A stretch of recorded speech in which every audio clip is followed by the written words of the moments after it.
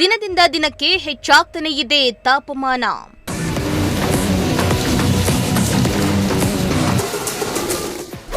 ರಾಜ್ಯದ ಜನರಲ್ಲಿ heat stroke ಭೀತಿ.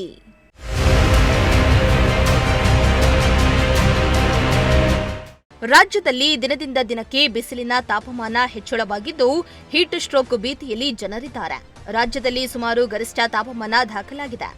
ಬೆಂಗಳೂರು ಸೇರಿ ಹಲವು ಜಿಲ್ಲೆಗಳಲ್ಲಿ 36 ಡಿಗ್ರಿ ಸೆಲ್ಸಿಯಸ್ ಉಷ್ಣಾಂಶ ದಾಖಲಾಗ್ತಾ ಇದ್ದು ಜನರು ಮನೆಯಿಂದ ಹೊರಬರಲು ಹೆದರುವಂತಾಗಿದೆ. ಮನೆಯಲ್ಲಿದ್ರೆ ಸಿಕ್ಕಾಪಟ್ಟೆ ಸೆಕೆ, ಹೊರಬಂದ್ರೆ ಸೂರ್ಯನ ಶಾಖ ಎಂಬಂತಾಗಿದ್ದು ಜನರು ಹೈರಾಣಾಗಿದ್ದಾರೆ. ಇನ್ನು ಬಿಸಿಲಿನ ತಾಪಮಾನದಿಂದ ಜನರು ತಂಪು ಪಾನೀಯ ಹಣ್ಣುಗಳ ಮೊರೆ ಹೋಗ್ತಿದ್ದಾರೆ.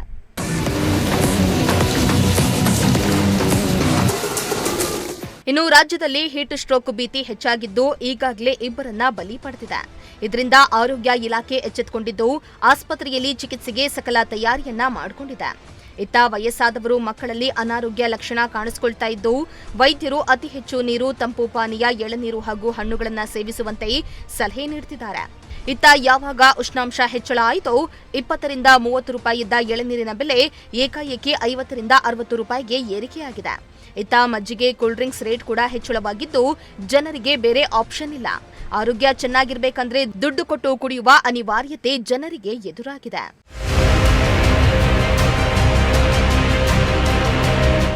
ಅತ್ತ ಬಿಸಿಲಿನ ತಾಪಮಾನ ಹೆಚ್ಚಾಗ್ತಾ ಇದ್ರೆ ಇತ್ತ ಹವಾಮಾನ ಇಲಾಖೆಯು ಮುಂಗಾರು ಮಳೆ ಬಗ್ಗೆ ಶಾಕಿಂಗ್ ವರದಿಯನ್ನ ನೀಡಿದೆ.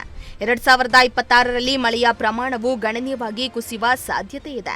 ಜೂನ್ ತಿಂಗಳಿನಿಂದ ಸೆಪ್ಟೆಂಬರ್ವರೆಗಿನ ಮುಂಗಾರು ಅವಧಿಯಲ್ಲಿ ವಾಡಿಕೆಗಿಂತ ಕಡಿಮೆ ಮಳೆಯಾಗಲಿದೆ ಎಂದು ಹವಾಮಾನ ಇಲಾಖೆ ಅಂದಾಜಿಸಲಾಗಿದೆ.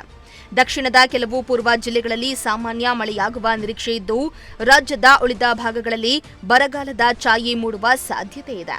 ಇದು ಕೃಷಿ ಚಟುವಟಿಕೆ ಮೇಲೆ ಪರಿಣಾಮ ಬೀರಿದ್ರೆ ಇತ್ತ ನೀರಿನ ಮೂಲಗಳು ನೀರಿಲ್ಲದೆ ಬರಿದಾಗ್ತಾ ಇದ್ದು ಜನರನ್ನ ಆತಂಕಕ್ಕೆ ದೂಡುವಂತೆ ಮಾಡಿದೆ.